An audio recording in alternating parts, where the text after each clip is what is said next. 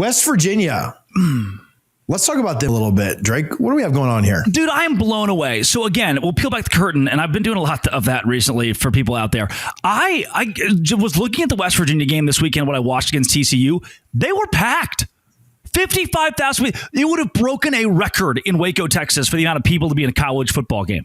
And West Virginia, the second worst team in the Big 12, on their last leg this season, their quarterback entered the transfer portal a couple of weeks into the year. I was like, all right, well, then I guess I'm done. They black out the stadium night game against TCU, and I got chills when I saw pictures of this stadium. It's packed.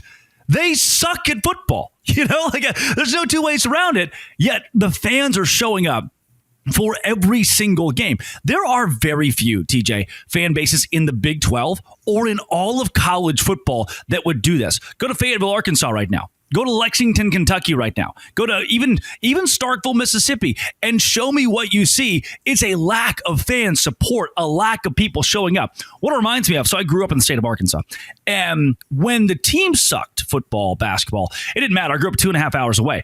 Like when Dad came home on a Tuesday and said, I got tickets, we're going to the game on Saturday. Like that was different.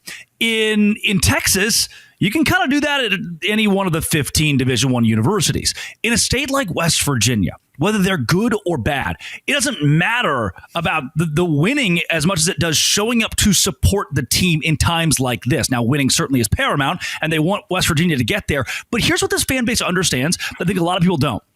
When they show up, the team's going to play better. The players want to stay. The coaching staff wants to be better. It sets a different standard. You get done genuinely. What's wild is people are always like, oh, West Virginia, a coal mining state. They kind of use that as a crutch. It's legit. Like genuinely, that state is run off of coal. And these people are going from the coal mines in the middle of the week to the football stadium on Saturday.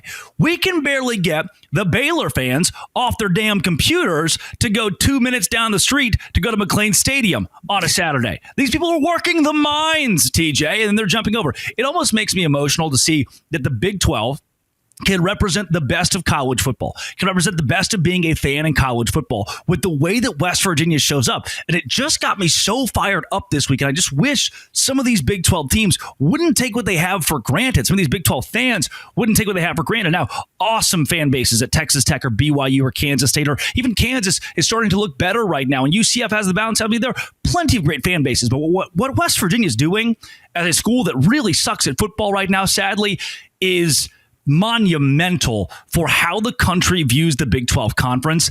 And as again, my dad would drive us 2.5 hours, and the whole time we had Razorback flags on the windows. You'd cinch them up in the windows, and they'd blow it in the wind as you had all your red gear on and your hog hat. And that's what it is for West Virginia fans. It's at the end of a long work week.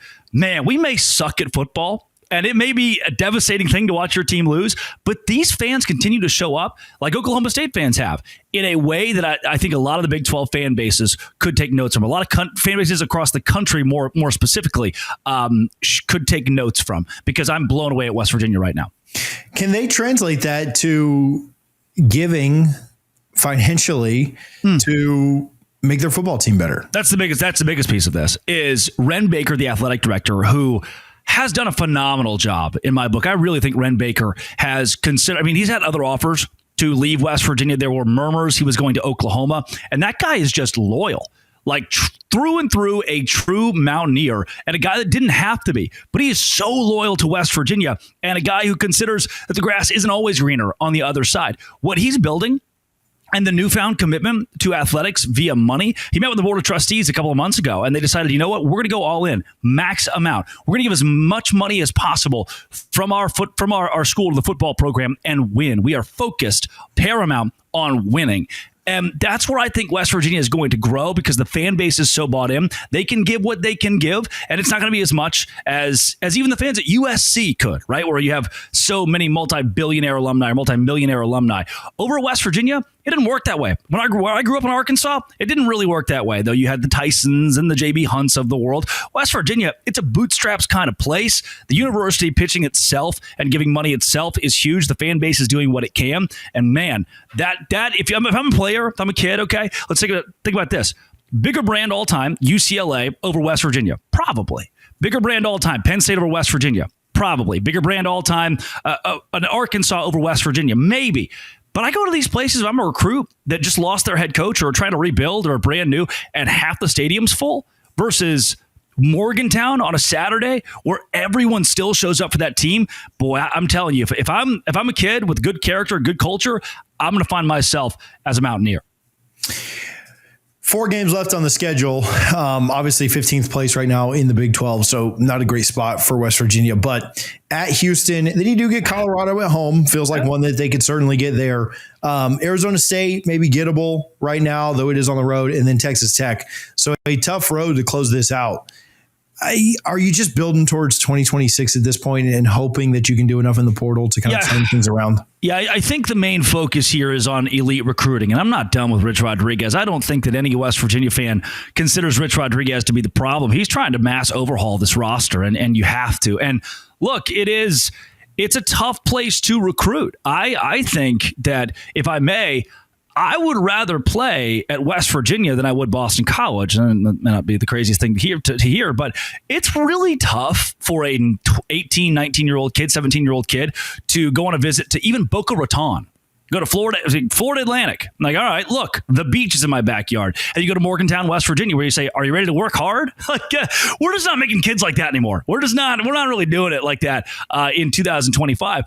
So that's what's tough for West Virginia is it's not a vacation destination. You can go to Boca Raton. You can go to LA and UCLA and recruit and flip and build transfer portal fast. You can even do that in Fort Worth or Dallas, a place that's a massive market and it's a sexy place to be. Morgantown, you show up and you got a coach like Rich Rodriguez, who in his press conference is saying, our kids aren't working hard enough. I'll go in the transfer portal and find someone to outwork you.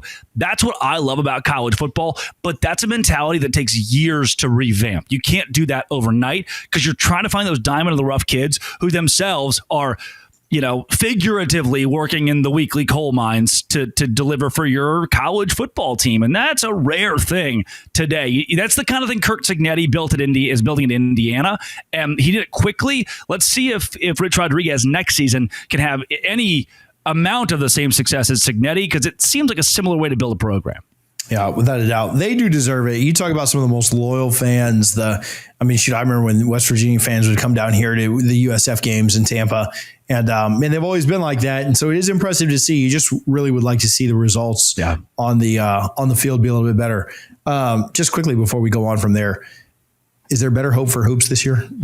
Yes. There is. Try to leave these good people with some kind of positivity. Yes, I think that they could be a top 10 team in the Big 12 in basketball and shock a lot of folks. And I'm very excited about their new hire. I think that Darian DeVries being out the door is probably the best case scenario for everybody involved. Snake in the grass, baby. So I think Hodge is going to do a great job over there, and West Virginia is going to be just fine. Today's show is brought to you by Peloton. And boss, Peloton has changed my life. I have a sauna now. So what I love to do is go from sauna to Peloton. Am I getting old? Is 24? Is that when you get a Peloton and a sauna? Ooh, am I getting old? Peloton Cross Training Tread Plus. Powered by Peloton IQ has changed the way that I do fitness. It's training regimented. Peloton is built for breakthroughs with tools that help you plan, stay motivated, and reach peak performance. I love how the Peloton IQ system offers real-time strength coaching, actually tracks your reps, suggests the right weights, and corrects your form, making every rep safer and smarter. So it's not just like, oh, a Peloton, the bike thing. No, it's the full workout thing right now. So let yourself run and lift and flex and push forward. Explore the new Peloton Cross Training Tread Plus today at onepeloton.com. Onepeloton.com. Peloton. Do what I do and do the Peloton thing. I'm getting more fit. I'm like losing a little bit of weight. I feel a little better in the gut thanks to Peloton. Visit them at their website, Peloton, today.